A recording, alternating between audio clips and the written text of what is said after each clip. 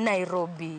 Ero kamano enya Linet undi kom report no ero. Kambi mar Royal Media Services nyorieny ahinya e kinde nyasi mar chiwo mich mago mag Digital Media Awards. Kambi no yudo mich kaluwore koda tich makare mar goyo kendo ndiko sigana e yor mbui kod simbe mag ong'we yamo. Claire Omunde ma en jachung weche e yor mbui e kambi mar Royal Media Services owacho ni loch makamano ni kare mar ni kambi no tiyo matek mar neno ni jowinjo oyudo sigana e kinde makare. Nyasi makamano puoyo ute fwambo machendo magi nyiso lony kendo chiwo puonj ne oganda.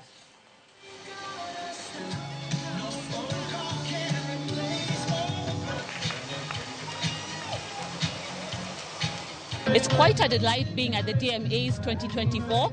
Citizen has won 2 awards for the bronze category in the storytelling category as well as the mobile and web app category. It's been quite a delightful experience and we've learned so many things that we can put into place with the digital disruption, and we're looking forward to implementing some of these things, like in terms of getting better in terms of the digital disruption, and we can only look for gold in next year.